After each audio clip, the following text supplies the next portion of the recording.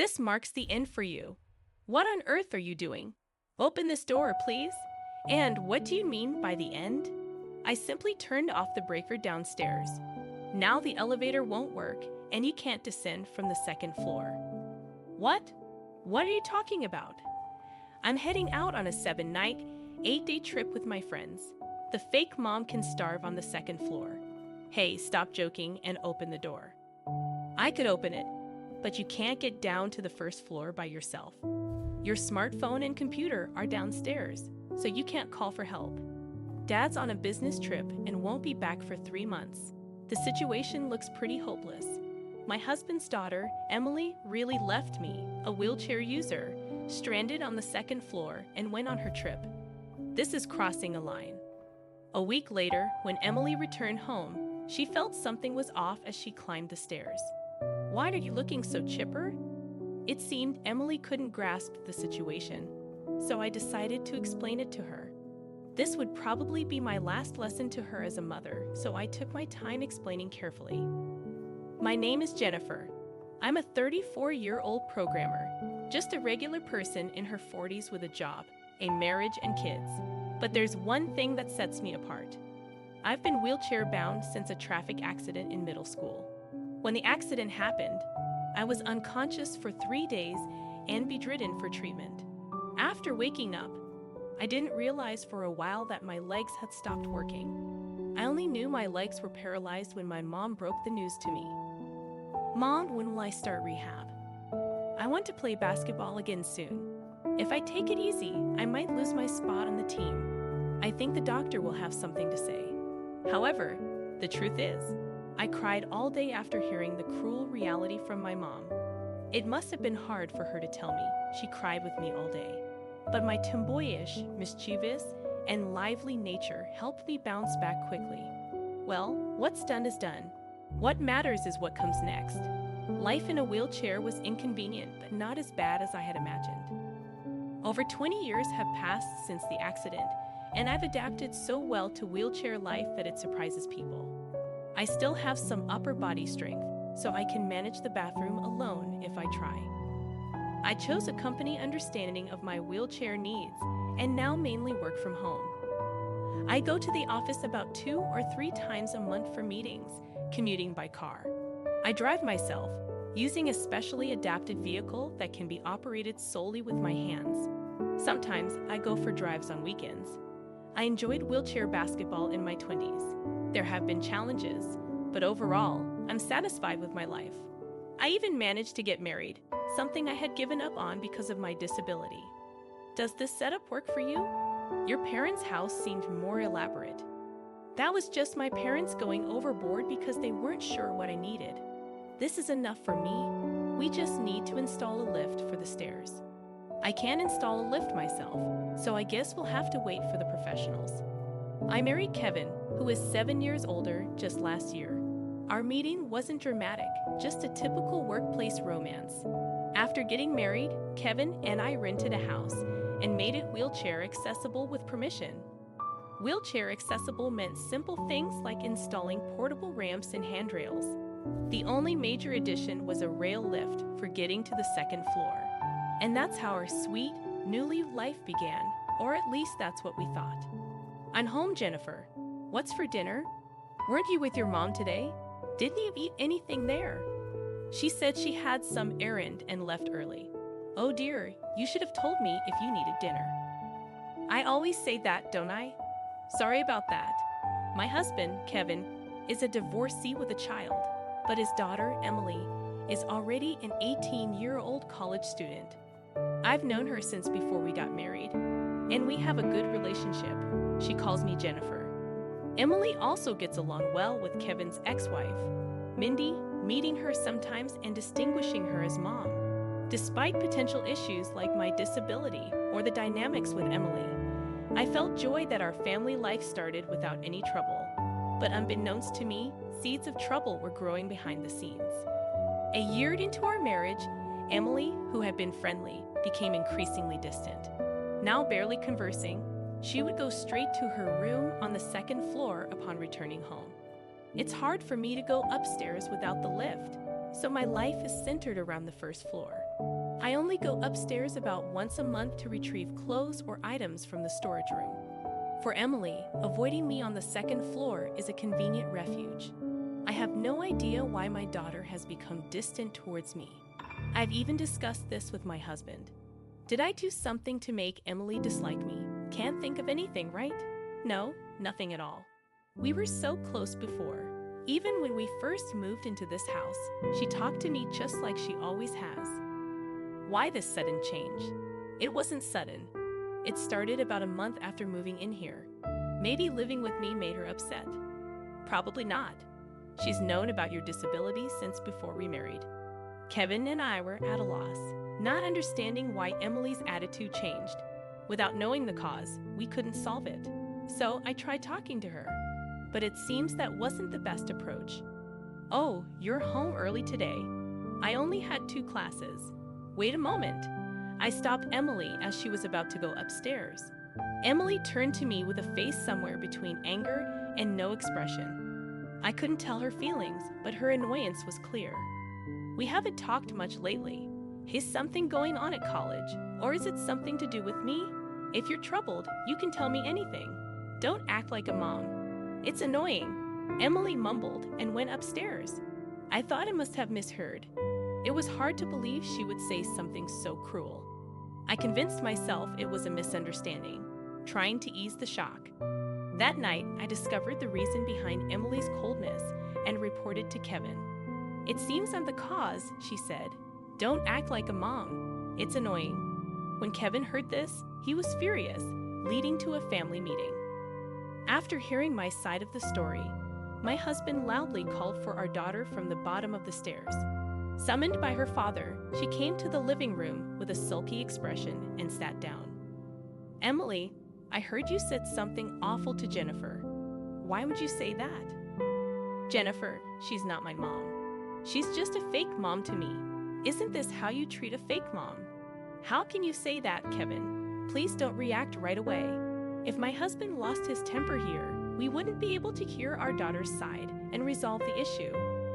Suppressing the shock of being called a fake mother, I urged my husband to stay calm. Kevin regained composure and continued. Why do you suddenly start saying that?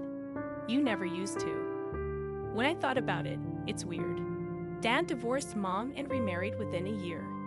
You must have been cheating with Jennifer while still married, right?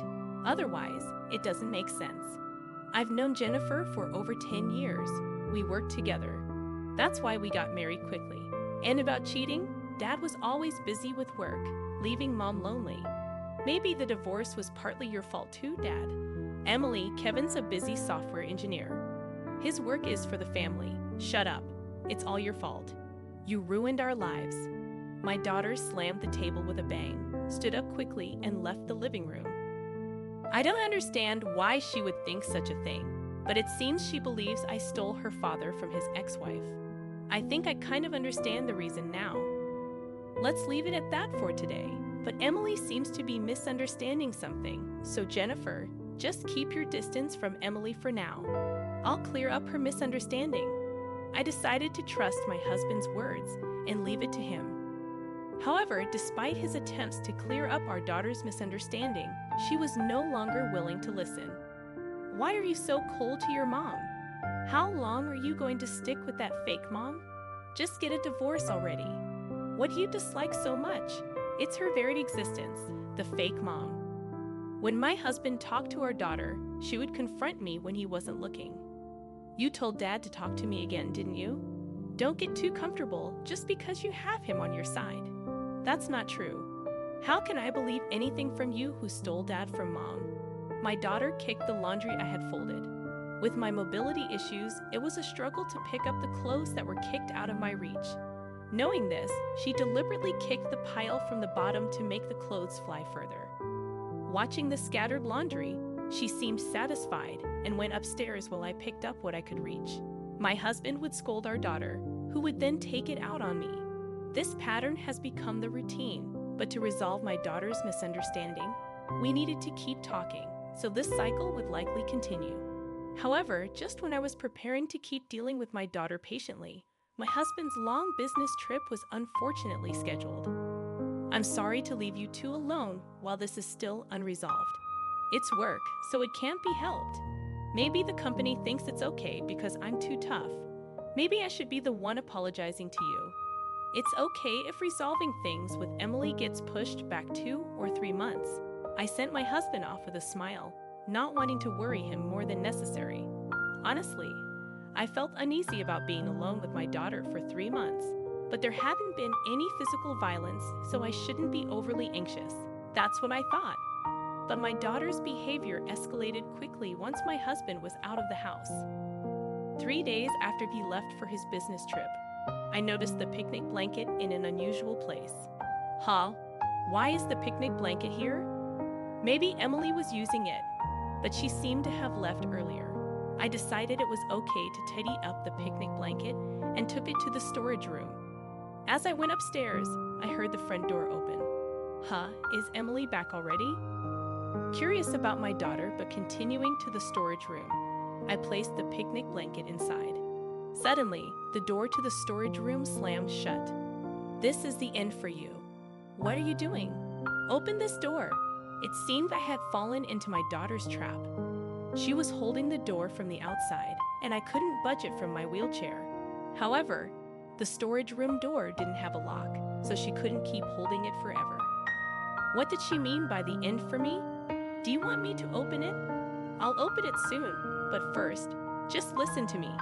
I don't want to see your face, and you move surprisingly quickly for someone in a wheelchair. So she locked me in the storage room to avoid any retaliation from me. Indeed, being physically trained in basketball, I could understand her caution. But apart from that, her decision wasn't very wise. Do you think I'm going to hit you? And what do you mean by the end? I just turned off the breaker downstairs. Now the elevator won't work, and you can't get down from the second floor. What? What are you talking about? I'm going on a 7-night, 8-day trip with my friends, so I'll help you in a week. Starve on the second floor. Fake mom. Hey, stop joking. Open the door. I could open it, but you can't get down to the first floor alone. Your smartphone and computer are downstairs, so you can't call for help. And Dad's on a business trip and won't be back for 3 months. The situation looks pretty hopeless. Why are you doing something so terrible? Because you stole Dad from Mom. Just get a divorce already. Then Mom can remarry Dad. She even broke up with her boyfriend thinking Dad would come back to her if she knew about Mom's feelings. Kevin would never remarry Mindy because what do you know? Good luck surviving. The sound of hurried footsteps faded away. Emily must have run out of the house. When I opened the door of the storage room, no one was there. I stepped into the hallway and headed towards the stairs. Passing by Emily's room, I noticed a board about 8 inches high fixed at the bottom of her door. It was made so the door could be opened, but I couldn't enter the room in my wheelchair. Emily had found a clever way to trap me on the second floor while also maintaining her privacy. Reaching the stairs, I found a few pieces of bread and a bottle of water on the floor, likely a precaution to ensure I didn't starve to death. However, while I could drink tap water for hydration, the bread was clearly not enough for a week. Her intent to starve me seemed serious. This has crossed a line. I resolved to teach Emily and whoever orchestrated this situation a harsh lesson. A week later, Emily returned from her trip. Secretly observing her taking off her shoes at the entrance, I hid at the back of the room. She stepped into the house and started looking around, sensing something different about the house today. The stair lift was on the first floor, and there were unusual shoes at the entrance. However, my daughter, seemingly oblivious to this, felt something was off but couldn't quite put her finger on what it was. As usual, she quickly went upstairs without realizing the exact cause of her unease. I followed her, and halfway up the stairs, I heard her loud voice. "Why are you here? Shall I explain? How come you're looking so well?" Emily was surprised to see me peeking from the storage room, and even more startled when I spoke from behind her. My daughter, in a state of constant surprise and confusion, widened her eyes and stared at me, desperately trying to make sense of the situation. "You're not starving at all." "Of course I'm not. You might have thought you trapped me on the second floor, but that wasn't really a trap. But wasn't the stair lift supposed to be unusable? The lift is battery-powered, so it works even when the breaker is off. It's a standard feature for power outage situations. Then, yes, right after you left for your trip, I went downstairs using the lift. Even if it hadn't worked, I could have asked for help from a window. As for the breaker, I usually use a stick to reset it, so no issues there. And thanks for the bread, by the way. It made a nice snack. Emily had grown cold towards me about a month after moving in because she reduced her interactions with me. Early on, she never fully understood the extent of my mobility limitations. Even after living together for a year, she didn't fully grasp how the stair lift worked. Right after she left for her trip, I went downstairs as usual and immediately called Kevin to report what had happened. When Emily learned that I wasn't starving, she quickly looked towards the storage room and pointed to a person sitting there in silence, shouting, "Why is Mom here? And why is she sitting like that? What are you up to?" I'll explain that my husband had been standing right next to the storage room door all this time. But Emily was too shocked by the sight of her mother and me to notice him. So she yelled out in surprise again, "Dad, why are you here? Aren't you on a business trip?" "Huh, it's not an overseas trip. It's Sunday and I'm off work, so it's not strange for me to be home," he replied. Emily's naive question seemed to perplex my husband. At 19, and with only part-time job experience, she had assumed that a long-term business trip meant he couldn't come home often. However, his business trip was just a 3-hour drive away, and he planned to return home every 2 weeks. Today, a bit earlier than scheduled, he came back due to the situation with Emily. "I heard from your mother about the nonsense you've been up to, and telling me to divorce. Yes, it's all because of this fake mom. If she wasn't here, Mom and Dad could remarry. I'm never getting a divorce, and I won't remarry Mindy." "Why not? The reason for the divorce might be Mom's affair, but wasn't it also because you were always working? Besides, Mom can't forget you. She's repented and left her affair partner waiting for you." Hearing Emily's words, my husband and I sighed. Mindy, unable to bear the tension, bowed her head, staring at the floor. "Mindy, explain it yourself. That's why I brought you here." "Yes, the affair was not because of your work. It was just me enjoying playing around with men," Mindy confessed. "Lies, right? You said the affair was because of Dad's work, and that you left the other man because you couldn't forget Dad. It's not like that. I was dumped again because of my infidelity. I've always had a low income from part-time jobs. Over 40 now, I can't find a new job or catch a new man. Struggling for money. I thought of getting help from Kevin again, but then I heard he remarried."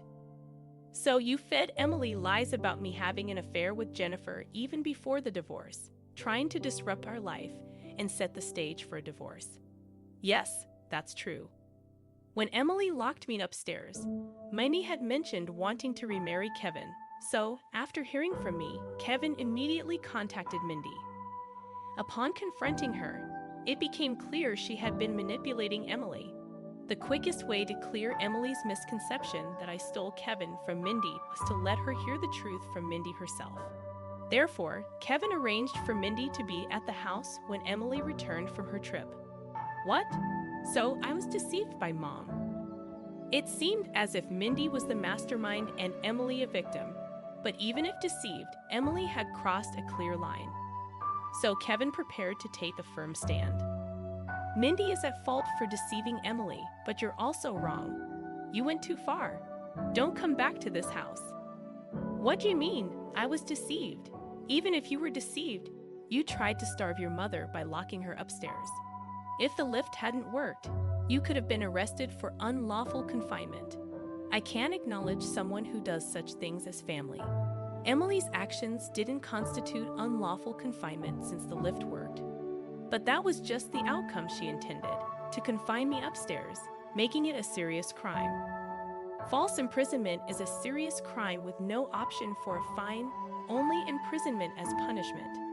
Emily probably thought it was okay since I could move freely on the second floor, and there was water and food, but this was no child's prank, and besides, Emily was no longer a child. This is outrageous, but I'm only 19. Kicking me out of the house before I'm even 20 is unreasonable. In the eyes of the law, you're an adult at 18. Parental rights have already ended. You're not a child who can be indulged anymore. What do you mean? I'm still a student and can't do anything, and yet, I'm considered an adult. That's the law. If you have a complaint, take it up with the government. We'll pay for your college tuition until you graduate, but you need to figure out your own living arrangements and expenses. That's impossible. Hey, I can go live with mom, right? She'll take care of me, won't she? I can't. I'm struggling financially and trying to use you to get help. I can't possibly take care of you. Regardless of what the law says, I'm still a child. Parents should take responsibility and make up for deceiving me. Rejected by Kevin, Emily had no choice but to turn to her mother, Mindy, who was living in tight circumstances. I could also turn to Kevin, Mindy, or our grandparents, but none of them were close enough to the university. Knowing her lack of options, Emily had to rely on Mindy. I can at least stay in the house if you move in. I'll end up having to take care of your living expenses, right? I can see where this is going. I'm not like you. No, you're the same as me. You're my daughter, after all. An ugly, self-deprecating argument unfolded before us. I wish they would stop fighting in someone else's home. Excuse me, can you take this discussion elsewhere? Emily and Mindy left the house without a word. It felt a bit pitiful, but Kevin was right. Emily was no longer a child. She might have endangered my life if things had gone differently. Making her realize the gravity of her actions is also a parent's duty. I watched her leave, hoping for her growth in the future. In the end, Emily moved in with Mindy. Mindy was living in a cramped, cheap apartment due to her financial situation. Emily moving in meant a cramped life with no privacy. Mindy told Emily to contribute to some of the living expenses, like rent and utilities, since Kevin wouldn't provide anything other than tuition. Emily had to pay these expenses from her part-time job earnings, that as a student, she couldn't always work. Most of her earnings went to living expenses, leaving her no money to hang out with friends. It must be tough for her at an age when socializing is everything. She might even lose friends due to being seen as unsociable. Well, she should accept this as a consequence of her actions.